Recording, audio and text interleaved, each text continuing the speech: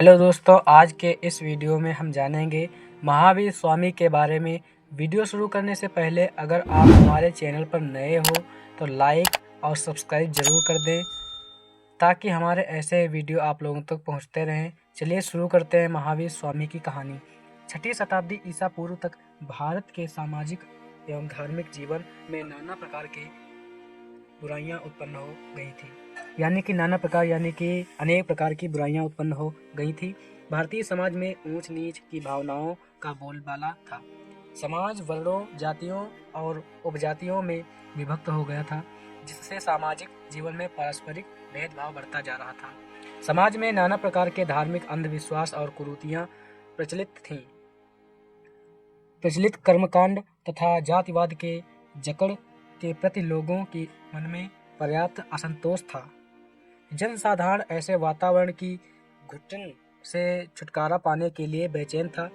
इस समस्या को उस समय के कुछ युग पुरुषों ने समझा और अपना सुधारवादी मत लोगों के सामने रखा। इन महापुरुषों की ओर जन समुदाय आकर्षित हुआ।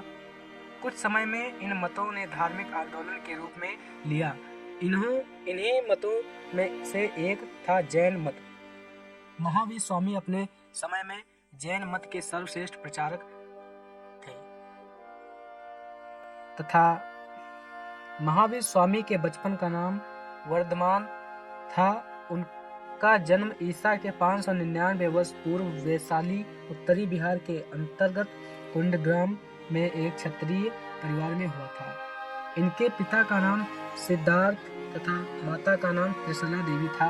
वर्धमान बाल्यकाल से ही बुद्धिमान, सदाचारी और विचारशील थे। युवा वर्धमान जीवन, मरण, कर्म, संयम आदि प्रसंगों पर सदैव सोचते तथा विचार विमर्श करते रहते थे। वर्धमान का मन घर पर नहीं लगता था। वह बचपन से ही अत्यंत गंभीर रहते थे। नाना प्रकार के सांसारिक दुख होते हुए भी उनकी आत्मा में बेचैनी थी। समाज में प्रचलित आडंबर, ऊंच नीच की भावना, चरित्र पतन तथा जीव हत्या उनकी वेदना के मुख्य कारण थे।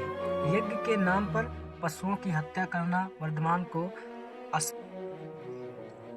माता पिता का देहांत हो जाने पर वर्धमान ने सांसारिक मोह माया को त्याग कर अपने अग्रज नंदिवर्धन की आज्ञा लेकर संन्यास ले लिया।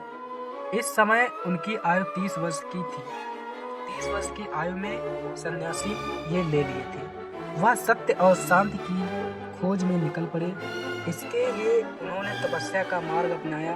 उनका विचार था कि कठोर तपस्या से ही मन में छिपे काम, क्रोध, लोभ, मद तथा मोह को समाप्त किया जा सकता था।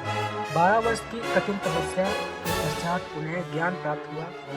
कठोर को सफलतापूर्वक झेलने तथा इंद्रियों को अपने वश में कर लेने के कारण वे महावीर या जिन कहलाते हैं। उन्होंने जिस धर्म का प्रचार किया वह जैन धर्म के नाम से जाना जाता है।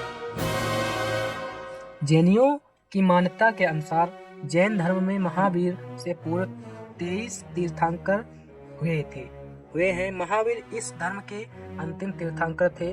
तीर्थंकर का अर्थ है दुख जीतने के पवित्र मार्ग को दिखाने वाला। ज्ञान प्राप्ति के पश्चात महावीर स्वामी 30 वर्ष तक अपने धर्म का प्रचार बड़े उत्साह से करते रहे। वे वर्ष में 8 महीने घूम कर जन साधारण के बीच अपने मत का प्रचार किया करते थे और वर्ष के 4 महीने किसी नगर में व्यतीत करते थे। धीरे धीरे भारत में संपूर्ण राज्यों में जैन धर्म का प्रसार हो गया। महावीर स्वामी अपने जीवन के अंतिम क्षण तक जैन धर्म के तिरंत यह है: सम्यक दर्शन, सही बात पर विश्वास, सम्यक ज्ञान, सही बात को समझना तथा सम्यक चरित्र, उचित कर्म। महावीर स्वामी के उपदेशों, उनके द्वारा प्रतिपादित सिद्धांतों, विधानों का जनमानस का व्यापक प्रभाव पड़ा। उनके समय में उत्तरी भारत में इस धर्म के प्रसार हेतु कई केंद्रों की स्थापना भी हो गई थी। सामान्य जनों के अतिरिक्त बिंबिसार तथा उनके पुत्र अजातशत्रु जैसे राजा भी महावीर स्वामी के उपदेशों से प्रभावित हुए। महावीर स्वामी के उपदेश हमें जीवों पर दया करने की शिक्षा देते हैं। उन्होंने मानव समाज को एक ऐसा मार्ग बताया जो सत्य और अहिंसा पर आधारित है और जिस पर चलकर मनुष्य आज भी बिना किसी को कष्ट दिए हुए मोक्ष की प्राप्ति कर सकता है। 72 वर्ष की आयु में महावीर स्वामी पाटलिपुत्र पटना के निकट पावापुरी में जाकर ध्यान में लीन हो गए और यहीं उन्हें निर्वाण प्राप्त हुआ। धन्यवाद दोस्तों।